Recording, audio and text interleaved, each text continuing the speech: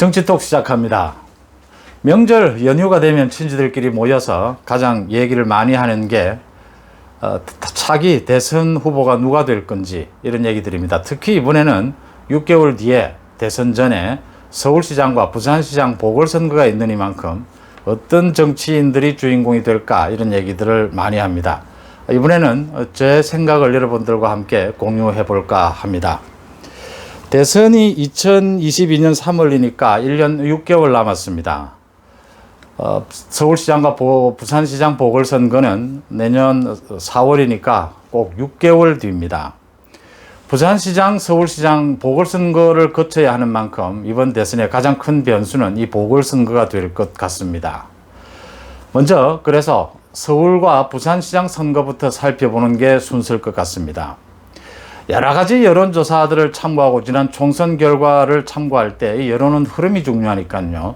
이 여론조사 기관별로 수치의 차이는 있지만 전체 흐름을 보면 크게 그 방향을 잡을 수가 있죠. 저는 현재 서울시장은 여야가 박빙, 부산시장은 국민의힘 우세 이렇게 판세를 읽습니다. 서울은 현재 민주당 지지율이 조금 높긴 하지만 박원순의 성추행 혐의로 선거가 치러진다는 약점을 갖고 있어서 국민의힘으로서는 플러스 요인이고요. 부산은 현재 지지율도 국민의힘 쪽이 높은데 또 오거돈의 성추행 의혹으로 이 선거가 치러지는 것만큼 이런 우세는 이어질 것이다. 저는 이렇게 봅니다. 중요한 건 내년 보궐선거가 대선 전초전이라는 점에서 문재인 정부에 대한 평가가 핵심 쟁점이 될 거다. 특히 서울시장 선거에서는 그렇습니다. 그런데 문재인 정부의 지지율, 문재인의 지지율이 현재 40% 중반을 계속 유지하고 있는 흐름이다. 이 점이 가장 큰 변수가 되고 있습니다. 문재인 정부의 그 조국, 추미애 사태로 이어지고 또 북한 만행으로 계속되는 이 실정을 얼마나 부각시키느냐, 또 민주당에서는 얼마나 방어하느냐, 이게 서울시장 선거의 쟁점, 핵심이 되고 이어서 대선의 핵심이 될 수밖에 없다. 그렇게 봅니다. 민주당은 서울시장 선거에서 지게 되면 바로 대선 패배로 이어질 레임덕을 거쳐서 대선 패배로 이어질 가능성이 높고요.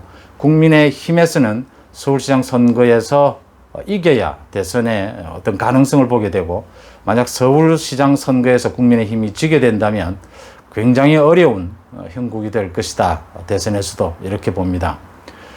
서울시장 후보로 민주당에서는 박영선, 추미애, 박주민이 거론이 되죠.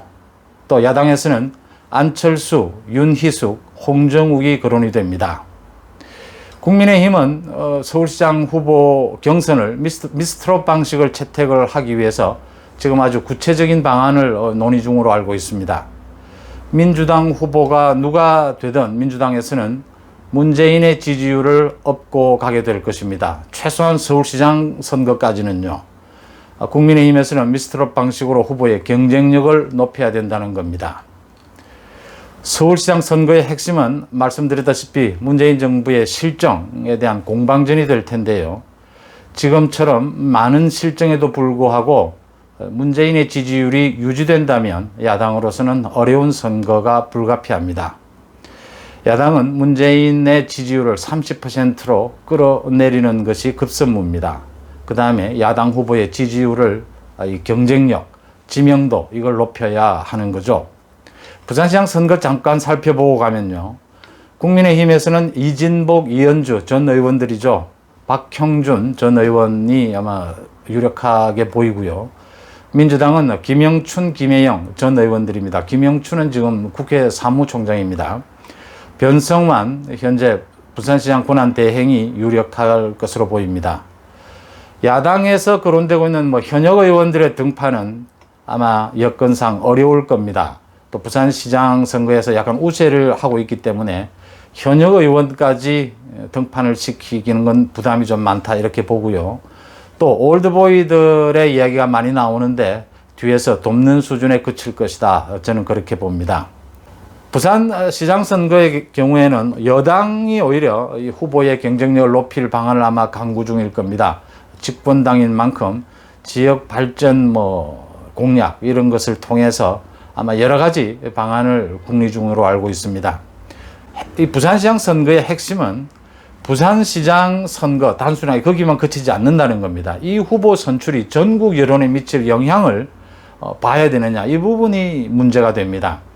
국민의힘에서는 지금 성세를 갖고 있는 것만큼 가장 무난하게 그냥 후보를 뽑아도 되지 않겠느냐, 이런 것도 있을 수 있고요. 여기에서 아주 개혁적인 인물, 전국적인 인물을 부산시장 후보로 공천하는 것이 서울시장 선거에, 또 나아가 대선 후보, 대선 대통령 선거에도 영향을 미칠 수 있다, 이런 판단이 서면 그 후보 경선 구도가 달라질 수 있다, 현재 경선 룰도 바뀔 수도 있다, 이런 게 가장 큰 변수로 보입니다. 서울시장의 선거 분위기는 1년 6개월 뒤에 열리는 대통령 선거로 직접 이어집니다. 말씀드렸다시피 문재인 정부에 대한 평가가 핵심이 될 텐데, 야당으로서는 문재인 정부의 실정을 얼마나 효과적으로 공격을 하느냐, 문재인 정부를 얼마나 밑으로부터 뒤흔들 역량을 보여줄 수 있느냐, 그 후보가.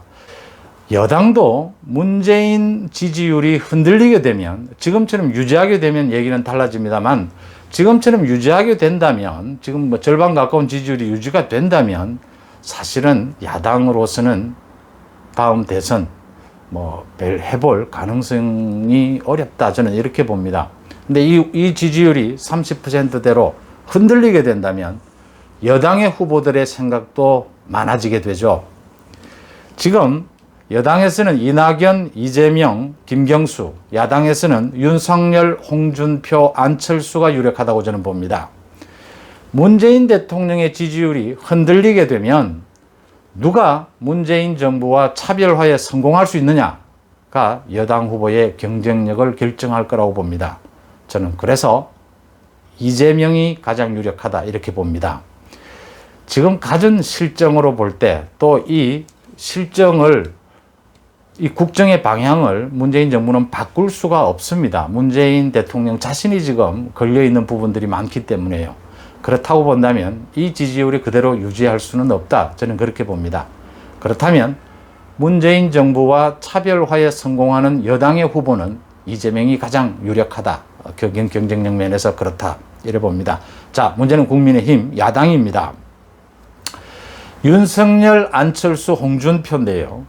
윤석열은 공수처법이 등장을 하게 되는 시점에 아마 정치권으로 진입하지 않을까 예상이 됩니다. 윤석열의 가장 큰 무기는 공정이고, 지금 현재 문재인과 가장 대척점에 서 있다는 것이 가장 그 경쟁력을 높여줍니다. 안철수는 만약 서울시장 선거에 나가지 않게 된다면 지금 현재 정치권에서는 문재인과 가장 각을 세우고 있는 정치인이다, 나름 잘 공격하고 있다, 저는 그렇게 봅니다. 홍준표는 공격력은 발군입니다. 또 보수의 대표주자죠. 그런데 문제는 확장성이 언제나 얘기가 됩니다. 야당 후보는 모두 약점을 갖고 있습니다. 홍준표는 보수에 너무 갇혀 있다. 그 다음에 윤석열은 아직 정치력이 미지수다. 안철수는 아직 함량 미달 아니냐, 이런 약점들이 있습니다. 저는 문재인 대통령을 공격하는 공격의 그 역량을 보여주는 데서 야당 후보가 기회를 잡을 것이라는 점에서 약점은 문제가 되지 않는다. 이제는 그 세 사람 또는 더 추가로 많은 후보들이 있을 수 있는데, 야당 후보의 가능성은 약점이 아니라 자신들이 갖고 있는 강점을 문재인 정부 공격에 얼마나 활용하느냐, 얼마나 효과적으로 공격하느냐에 그 승부가 달려있다, 저는 그렇게 봅니다. 안철수의 합리성, 윤석열의 공정성, 홍준표의 보수 가치를 대표성, 이 부분을 무기로 잘 싸울 수 있는 가능성이 있습니다. 이번에 야당에서는 서울시장 선거에서 미스터 트롯 방식을 이제 도입을 해서 가능성을 보여주게 될 겁니다.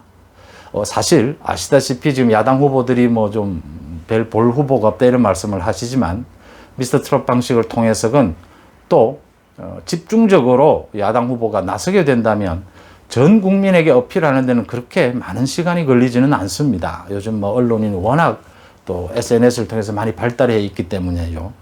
문제는 문재인 정부에 대한 공격의 칼날을 서울시장 후보 경선을 통해서 시험해보고, 그 시스템이 서울시장 후보에서 성공하게 된다면 그대로 가져갈 수 있고요.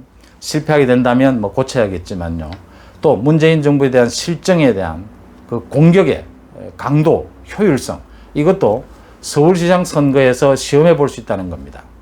그래서 서울시장 보궐선거에서 성공한다면 야당으로서는 뭐 대권, 이 정권을 바꿀 절호의 기회를 갖게 되는 거고요.